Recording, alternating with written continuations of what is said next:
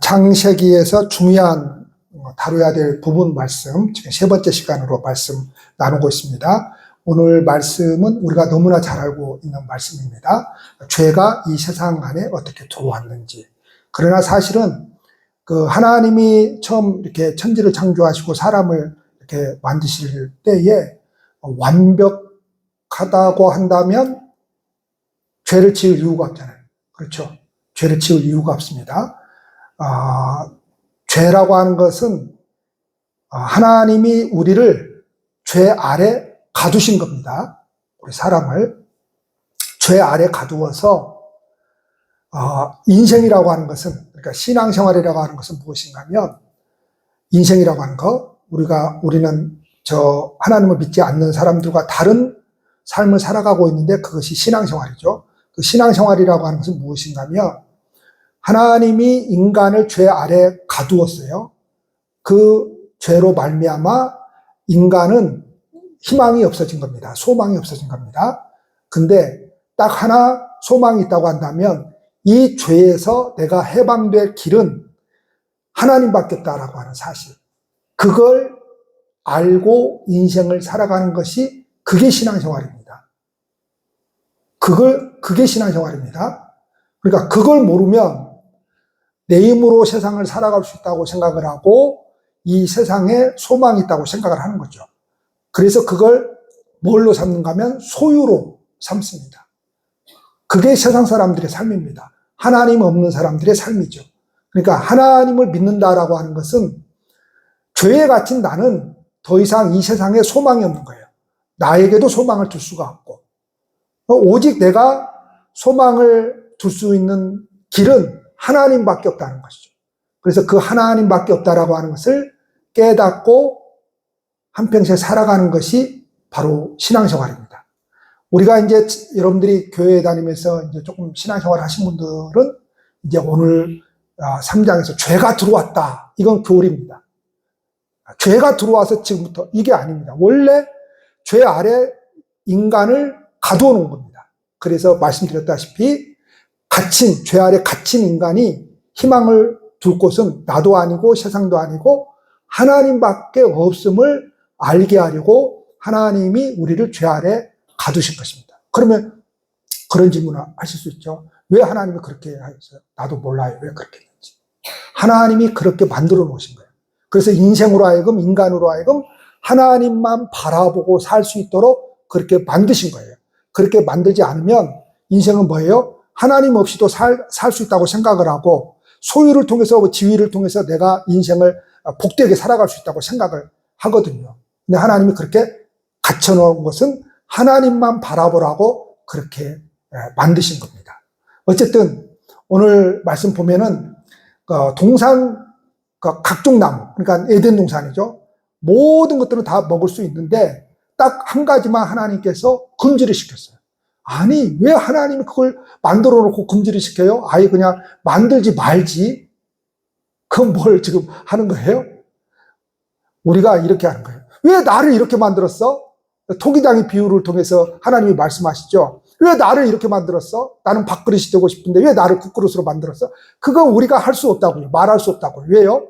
토기장이가 자기 마음대로 빚는 것이지 토기인 내가 내 마음대로 빚을 수 없잖아요. 마찬가지예요.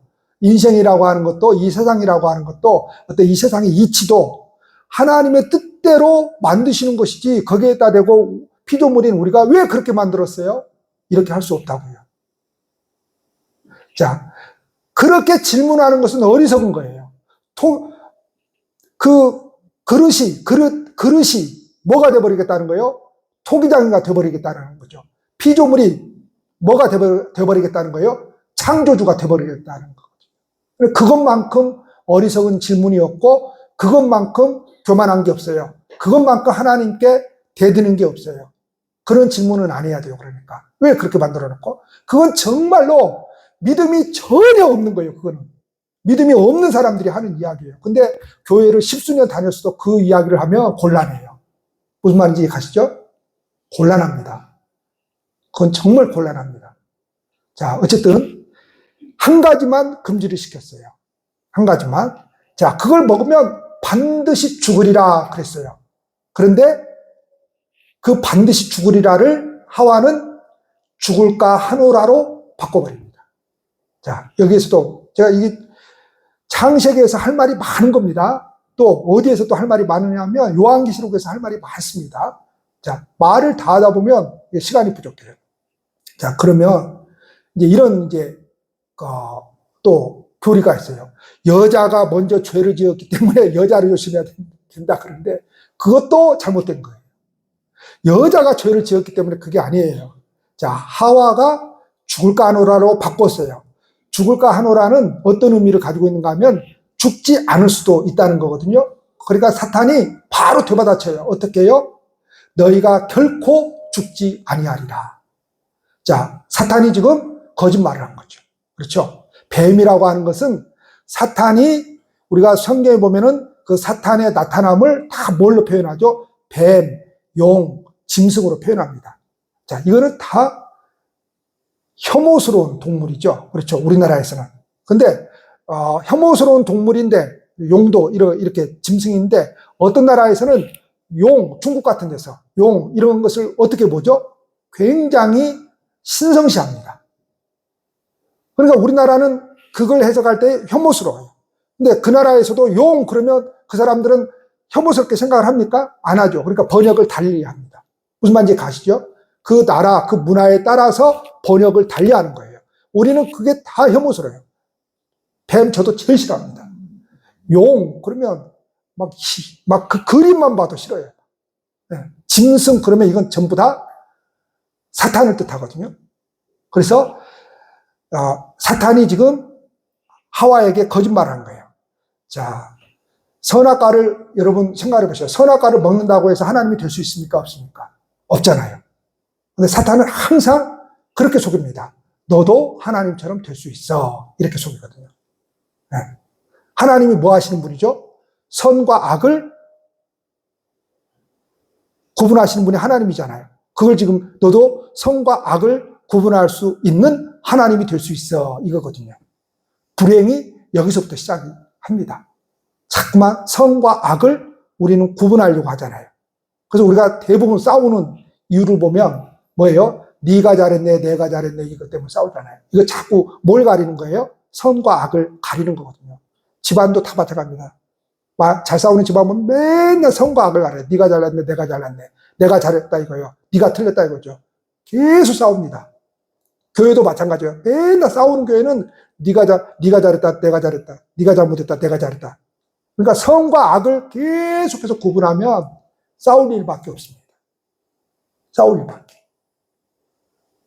자, 그런데 어쨌든 하와가 그 나무를 본즉 먹음직도 하고 어디서 본 것도 같고, 네, 본 것도 같고, 그리고 탐스럽기까지 한 거예요.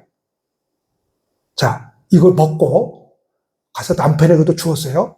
이 남편이 요새 속된 말로 묻지도 않고 따지지도 않고 먹었습니다. 가져다 주니까. 근데 요새 남편들은요, 꼭 아내가 뭘 가져다 주면 늘 먹지 않았던 거, 그리고 뭘 가져다 주면 따져야 됩니다. 그 안에 뭘 넣었을 수도 있어요. 무서운 시대를 살아가고 있습니다. 무서운 시대를 살아가고 있습니다. 뉴스들 이렇게 보세요. 그러면 이건 상상을 초월하는 그런 사건들이 많이 있잖아요. 그렇죠? 막 어떻게 아무리 부모가 자기 자식을 이렇게 두드러 패서 그렇게 죽일 수가 있죠? 학대를 시켜서 그렇게 막 굶겨 죽이고 때려 죽이고, 여러분, 사람이 잔인한 겁니다. 여러분, 사람을 때려 죽인다고 하는 것이 얼마나 고통스러운 겁니다. 때려 죽인다. 근데 그걸 누가 하고 있다고요? 부모가 하고 있다고요. 계모, 계부. 꼭 계모, 계부만 그러냐? 친아빠, 친엄마가 한다니까요? 누가 엄마를 죽이고 아빠를 죽여요? 자식이 그런다니까요? 어제 제가 그 다음 뉴스판을 읽었는데요. 60이 다 된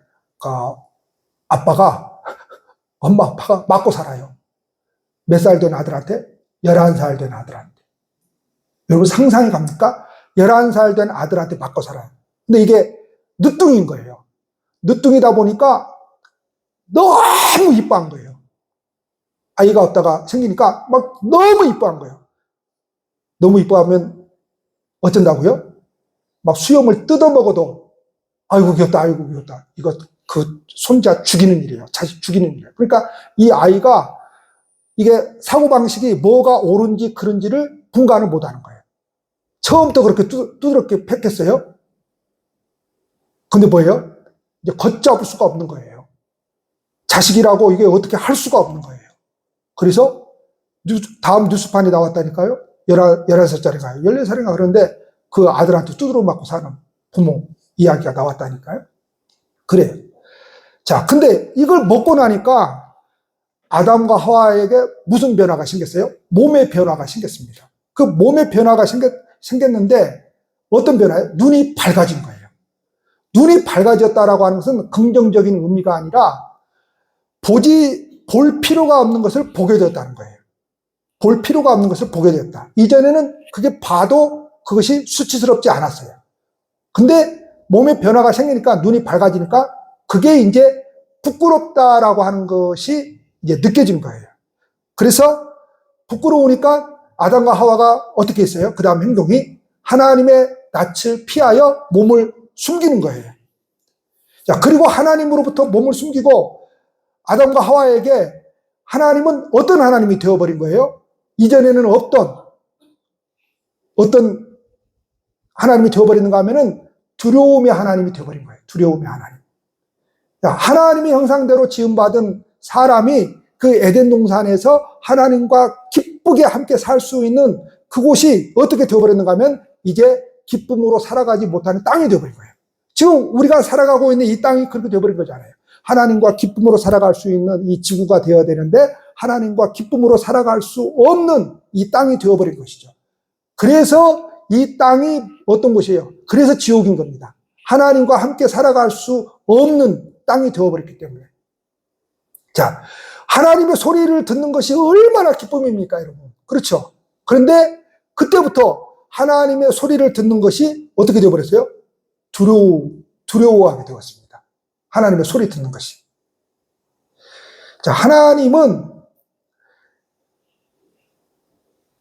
처음에 창조하실 때 그 어떤 모습을 봐도 부끄럽거나 어떤 것을 느끼는 그렇게 창조를 하지 않았어요. 왜냐하면 하나님이 사람의 몸과 마음을 그렇게 만드셨기 때문에 그래요. 그런데 아담과 하와가 그 열매를 따먹고 나서부터 부끄러움이 생기게 된 것이죠. 그래서 하나님께서 아담을 부를 때에 아담의 반응은 당연히 어떻게 나와야 됩니까? 제가 범죄하여 눈이 밝아져서 하나님 앞에 서기가 두렵습니다. 그냥 이렇게 나와야 되는 거예요. 그냥 솔직하게 나와야 되는 거예요. 그런데 아담이 이렇게 대답을 하지 못하자 하나님께서 아담에게 회개의 기회를 주시는 질문을 다시 합니다. 누가 내게 알렸느냐? 내가 먹었느냐? 그러니까 누가 너의 벗었음을 알려줬느냐 이거예요. 그런데 아무런 이상한 게 아닌데 그게 부끄러운 것이라고 누가 알려줬냐 이거예요. 그리고 누가 나한테 그 금단의 열매를 따먹게 만들었냐 이겁니다. 그러면서 내가 먹지 말란 그 나무 열매를 내가 먹었느냐 물었어요. 그랬더니 또 변명을 해요. 아담이. 급기야 아담이 이 탓을 누구 탓으로 돌립니까? 하나님 탓으로 돌립니다. 하와 탓이 아니에요. 잘 그 문맥을 보면 하와 탓이 아니고 하나님 탓으로 돌립니다. 내가 언제 여자를 바랬습니까? 근데 하나님 당신이 만들어주신 그 여자가 뭐예요? 나한테 이걸 따서 줬다 이거예요. 그러니까 지금 이 책임을 누구에게 돌리는 거예요? 하나님에게 돌리고 있는 것이죠. 내가 언제 여자 만들어 달랬냐 이거죠. 하나님 당신이 만들어서 내게 주신 여자가 그 열매를 내게 주어서 내가 먹었다. 그러니까 이 책임이 지금 누구에게 있는가 하면은 하나님 당신에게 있다. 이 소리를 하는 거예요. 근데 여기서 하나님께서 거기에 대해서 이제 판결을 유보한 채로 하와에게 가서 묻습니다. 내가 어찌하여 이렇게 하였느냐? 여자가 이르되 뱀이 나를 꿰므로 내가 먹었나이다. 하와는 뱀에게 책임을 돌리고 있습니다. 그런데 하나님의 은혜가 여기서 놀라운 겁니다. 자, 오늘 말씀 나오는데 아담과 하와는 눈이 밝아져서 자신들의 부끄러움을 알았죠. 자, 우리가 이제 제일 수치스러움을 느낄 때 내 몸을 다른 사람에게 보여줬을 때죠. 이게 이제 가장 인간이 느끼는 수치스러움이거든요. 그러니까 이제 눈이 밝아지니까 딱 보니까 이게 수치스러운 거예요. 그래서 무화과나무 잎을 따서 치마로 이렇게 만들어 입었어요. 근데 하나님의 은혜는 뭐가 놀라운가 하면은 그 아담과 하와가 무화과나무 입어서 치마를 입은 그 치마를 없애고 무슨 옷을 입혀 주셨어요? 가죽 옷을 입혀 주시죠. 뭘 의미하는 겁니까? 네. 아무리 우리가 수치스러워도 내가 해결하는 그 무화과나무 잎, 다시 말해서 내 노력, 내 선행, 내 도덕, 내 윤리, 내가 뭐 지켰다고 하는 거, 종교를 가지고서도 그 수치스러움을 가릴 수 있어요, 없어요? 없습니다. 오직 우리의 수치스러움을 가릴 수 있는 것은 뭐밖에 없는 거예요? 하나님께서 만들어주신 가죽옷밖에 없는 거예요. 무화과나무 잎으로 아무리 만들어 입어봤자 그 뜨거운 태양볕 아래에서 얼마 볶아서 말라 비틀어져서 또 수치스러움이 드러날 것이기 때문에 그렇습니다. 자, 우리가 하나님 앞에 늘 수치스러움이 드러나는데 우리가 우리의 어떤 것으로서 노력으로서 뭔가 지켰다라고 하는 그것으로서 우리의 수치를 가리려고 하면 그건 뭐가 되는 거예요? 그건 헛것이 되는 거예요. 왜죠? 우리의 노력, 어떤 지켰다고 하는 그것이 즉 율법이나 어떤 것들이 우리를 보호해 주지 못해요. 우리를 보호해 주지 못해요. 다시 말해서 하나님이 지어주신 가죽옷을 입어야 됩니다. 하나님이 지어주신 가죽옷. 근데 신약성경에 가니까 그 가죽옷이 누구를 상징하는 거예요? 바로 예수 그리스도의 십자가의 보혈을 상징하죠. 자, 뒤에 가서 더 조금만 결론적으로 말씀을 나눕니다. 자, 그 다음에 가인 이야기 여러분 잘 아시죠? 이 가인이 제사 문제 가지고 동생 아벨을 돌로 쳐 죽여버립니다. 자, 이건 뭘 말하는가 하면, 그 다음에 또 이제 라멕이라고 하는 사람은 또 살인을 저질러요. 이게 뭔가 하면 죄가 퍼져나가는 거죠. 다음 주에는 이제 노아의 홍수에 대해서 말씀을 나누는데 왜 노아의 홍수가 나타나게 되는 겁니까? 죄가 너무 온 세상에 확장되는 거예요. 그래서 하나님이 정리를 하려고 하죠. 그래서 의인만 이제 남겨서 또 당신의 그 구원의 계통을 만들어 가시려고 한번 세상을 심판하시는 거거든요. 그러니까 계속해서 죄가 확장되면서 가인도 그 죄의 확장 가운데서 또 살인하는 그 사건이 이제 일어나게 됩니다. 그런데 하나님께서 그 가인에게 묻습니다. 어찌 됨이며 어찌 됨이냐 이렇게 두 번 반복해서 물어요. 다시 말해서 왜 질문을 하시는가 하면은 가인이 자기의 제사를 받아들이지 않는 그 하나님을 향해서 저기 아벨만 제사 드리는 저 아벨을 보면서 굉장히 화가 났어요. 분노가 일어났어요. 그러니까 막 안식이 변했다고 그러죠. 성경에 보니까 막 부글부글한 거예요. 소위 말해서 여기서 뭐예요? 김수영 집사님이 찬양 인도할 때는 막 그렇게 막 은혜롭게 막 잘하더니 정은영 장로님이 찬양 인도를 하니까 별로예요. 그러면서 막 정은영 장로님이 시기가 나가지고 울그락불그락 거예요. 그거하고 똑같아요. 이거나 똑같아요. 목사들은 나는 이 정도 교회밖에 못하고 있는데 막 큰 교회를 보면서 막 그 목사에 대해서 그 교회에 대해서 막 울그락불그락 한 거예요. 그거나 똑같아요. 여러분. 왜 나는 이 정도밖에 안 하고 나도 열심히 뛰고 있는데 왜 저놈은 가만히 보니까 별로 한 것도 없는 것 같은데 막 교회 이리 붙이고 저리 붙이고 해가지고 막 100명, 200명, 300명 막 이렇게 막 돼? 나는 그냥 올곧게 간다고 그렇게 하지 않는데 꼭 이것이 올곧게 가는 건 아니에요.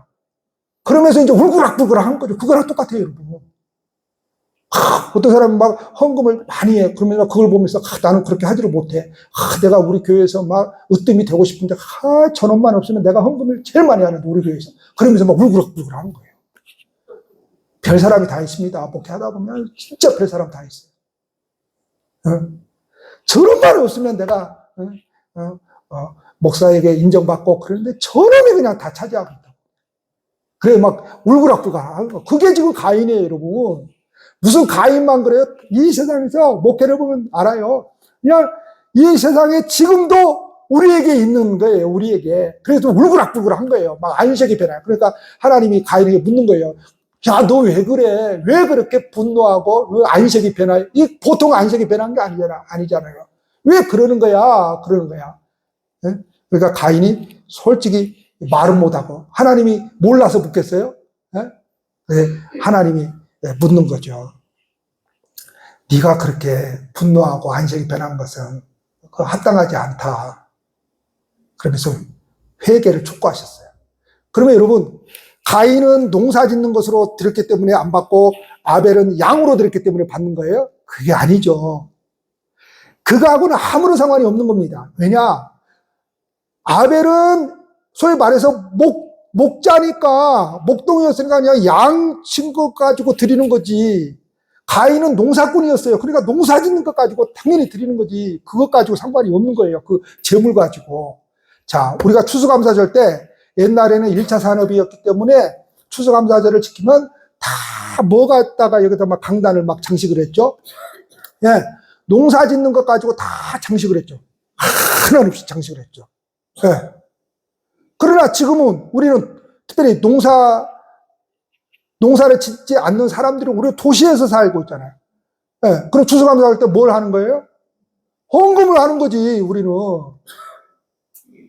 막, 그걸 갖다 막 사다가 막 그걸로 해야 돼요? 내가 농사도 안 짓는데? 그걸 막 사다가? 물론 교회들 막 사다가 지금 다 장식들 해요. 그게 잘못됐다는 게 아니에요. 뭐, 그럴 수도 있겠죠. 그런데, 우리가 추수감사절을 지키는 것은 지난 한 해를 보살펴 주신 그 하나님께 예물로서 표현하는 거잖아요. 1차 산업시대 때에는 농사를 지었기 때문에 그 농산물을 가지고 하나님께 드린 것이고, 우리는 농사 안 짓잖아요. 그래서 추수감사할 때 오목사가 뭐 가져와라 그럽니까? 안 그럽니까? 호박 가져와라, 오이 가져와라 그럽니까? 안 그럽니까? 안 그럽니다. 원래부터 안 그랬죠. 네. 안 합니다. 왜요? 그러면 여러분들 사와야 될 거 아니에요. 그런 게 아니다 이 말이에요. 자기가 자기 직업 가운데서 수입 가지고 하나님께 드리는 것이지. 네. 물론 이럴 수는 있어요. 취미생활로 고추 농사 짓는데 고추 몇 개 사다가 갖다 놓을 수도 있는 거예요. 내가 이렇게 했다고. 그럴 수는 있는 거예요. 그럴 수 있는 거예요. 그러니까 재물 때문에 하나님이 가인의 제사를 받지 않는 게 아닙니다. 그 다음 말씀 보면 니를 돌아봐라 이거죠. 니를 돌아봐라. 왜 니를 보지 않고 니 자신을 보지 않고 니 삶을 보지 않고 끊임없이 그렇게 다른 사람이 아벨이 잘하는 거 아벨의 제사를 그렇게 못마땅해 하면서 그러냐 이거죠. 여러분 우리가 예배를 드리러 나오면서 우리가 공동체로 예배를 드립니다. 예배라고 하는 것은 항상 그렇지만은 1대1로서 내가 하나님께 예배를 드리는 거잖아요. 그렇죠? 누가 기도를 더 잘하든 누가 찬송을 더 잘하든 누가 막 기분 좋게 더 잘하든 그건 그 사람이 드리는 거고 나는 또 나대로 하나님 앞에 드리는 거죠. 나는 나대로. 저 사람은 저 목회를 하는 거고 나는 내 목회를 하는 거지. 막 나는 그거 안 된다고 막 울고락불고락 나도 능력 되는데 왜 나한테 안 주냐고. 그러면 돼, 안 돼? 그러면 안 되는 거죠.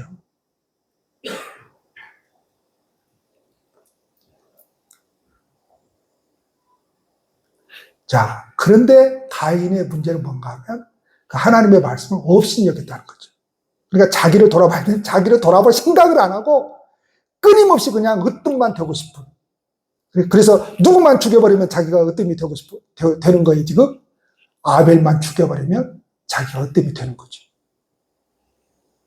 여러분, 우리의 죄를 도말하기 위해서 갈보리 언덕의 십자가에 매달려 죽으신 예수님을 전 인격적으로 만난 사람은 이 세상에서 어떤 일을 겪더라도 크게 그것 때문에 억울해하지 않습니다. 여러분, 왜 억울해하지 않아요? 분명히 내가 어떤 사람들에게 또는 어떤 소위 말해서 잘못된 대우를 받아요. 그래도 크게 억울해하지 않습니다. 왜요? 나의 본질이 뭐예요? 진노의 자녀이잖아요. 진노의 자녀. 아주 당연히 지옥 갈 놈이에요, 우리는. 이렇게 생각하세요, 여러분. 구원이 흔들리면 여러분 당연히 지옥 갈 놈입니다. 지옥 가는 게 너무 당연한 거예요. 이렇게 하나님을 알아가면서 사는 것이 복이에요. 지옥 가는 건 너무 당연한 겁니다. 그게 우리의 본질이에요. 진노의 자녀예요.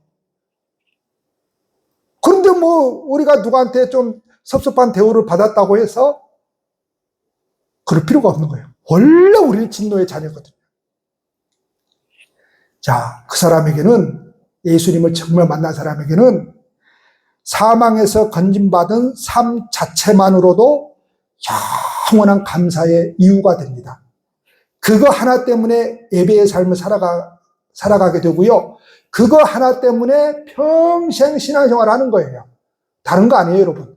무슨 하나님이 뭐 집을 줘서 뭐 신앙생활을 하고 하나님이 뭘 줘서 천만에요.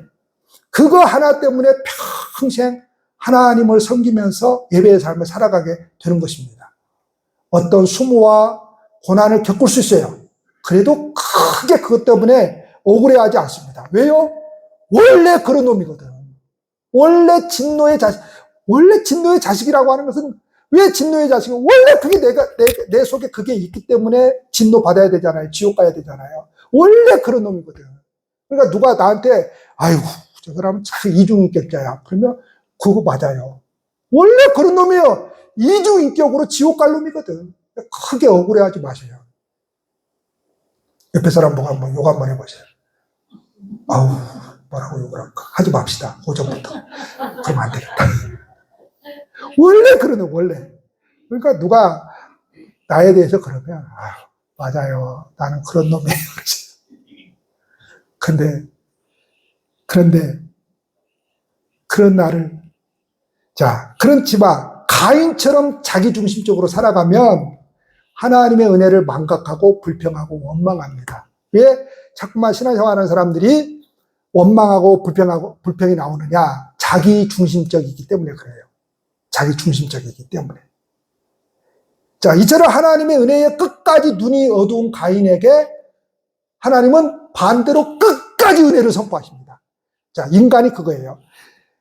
우리는 가인처럼 끝까지 하나님의 은혜를 거부하는데 하나님은 끝까지 은혜를 선포하십니다. 이게 하나님이 선택된 백성이에요. 다시 말해서 하나님께서 선택된 백성은 결코 놓지 않습니다. 끝까지 은혜를 선포하십니다. 그놈이 뭔 짓을 하든지 간에. 예, 그놈이 뭔 짓을 하든지 간에 하나님은 끝까지 은혜를 선포하십니다. 자, 가인이 그렇게 살인하고 나니까 막 두려움에 떠는 거죠, 이제. 왜요? 만나는 사람이 자기를 죽일 것 같은 거예요. 그래서 막 발발발 떨고 있는 거예요. 그러니까 하나님이 묻죠. 왜 그렇게 떨고 있어? 그러니까 이제 내가 사람을 죽였으니 나를 만나는 사람마다 나를 돌로 쳐서 나를 죽일 겁니다. 그랬어요. 그러니까 하나님이 어떤 처방을 내려요? 아니야. 너 못 죽여. 내가 죽이지 않게 해줄게. 그러면서 표를 줬다고 그랬잖아요. 표를 줬다고 그랬잖아요. 이게 놀라운 겁니다. 이 표가 어떤 표냐? 나중에 이스라엘 백성들이 애굽에서 출애굽을 할 때 그 유월절 전날 저녁에 양을 잡아가지고 그 피를 어디에 바르라고 했죠? 문설주에 바르라고 했죠. 그랬죠? 그게 무슨 표가 되는 겁니까? 구원의 표가 된다고 그랬죠? 그 가인에게 준 표가 바로 그 표입니다. 그러니까 하나님이 가인에게 주신다고 하는 그 표는 지금 무슨 표예요? 바로 구원의 표가 되는 거예요. 구원의 표. 구원의 표가 되는 거예요. 구원의 표는 뭐예요? 어떤 환경도 그 구원의 표를 뺏어갈 수 없어요. 어떤 사람도 뺏어갈 수 없고 내 인생 내가 어떻게 살아도 그 표를 뺏어갈 수 없어요. 뺏어갈 수 없어요. 자, 또 하나 이사야 7장에 가면은 어떤 예언을 이사야 선지자가 하는가 하면은 처녀가 잉태하여 아들을 낳을 것이요 그 이름을 임마누엘이라 하리라. 그 아주 굉장히 중요한 겁니다. 이사야 7장 그 굉장히 중요한 거거든요. 그때 표가 이 표예요, 바로. 그래, 이 말은 무슨 말인가 하면 바로 그 메시아를 통해서 인생을 구원하는 표다 이 말입니다. 그러니까 이 표는 가인의 공로로 주어진 것이 아니라 순전히 전적인 누구의 은혜예요? 하나님의 은혜죠. 인간은 뭐밖에 한 것이 없어요? 살인한 것밖에 없어요. 그렇죠? 인간은 그러니까 살인한 것밖에, 가인은 살인한 것밖에 없어요. 다시 말해 살인한 것밖에 없다는 것은 무슨 말인가 하면 하나님 앞에 범죄한 것밖에 없어요, 인간은. 그런데 그 구원의 표를 주신 것은 전적인 하나님의 은혜였다. 가인의 공로는 전혀 없어요, 여러분. 다시 말해 우리가 예수 믿으면 그 다음에 선하게 살아야 되고 착한 일 많이 하고 뭘 하고 이래야 구원을 확실히, 그런 거 아니에요, 여러분. 그런 거 아니에요. 그런 거 아니에요. 자, 가인이 끝없이 죄를 더해감에도 하나님은 끝없이 은혜로 다가갔습니다. 그 결과 가인에게 다시 한번 기회가 주어져요. 이게 마지막 기회입니다. 이거 잘 들으세요. 자, 이제 이 마지막 기회는 뭔가 하면 가인은 이제 이전의 죄를 버리고 생명을 보호하시겠다면서 표를 주신 그 하나님만을 믿고 따라 살지, 아니면 이 마지막 은혜 역시 거부해버리고 살아갈지, 그걸 선택해야 돼요. 자, 하나님께서 우리에게 마지막 표를 주신 거예요. 어떤 표냐? 예수 그리스도의 십자가 보혈이라고 하는 표를 우리에게 주신 거예요. 자, 우리가 무슨 범죄를 했든 그건 중요하지 않아요. 자, 네가 살 길은 이거예요. 네가 이제 살 길은 마지막 이거다. 예수 그리스도의 십자가 보혈의 그 표를 네가 의지하고 하나님을 섬기고 살래? 아니면 이 마지막 표인 예수 그리스도의 십자가 보혈의 표까지 네가 거부해버리고 살래? 이걸 지금 묻는 거예요, 지금 성경은. 할렐루야. 기도하시겠습니다.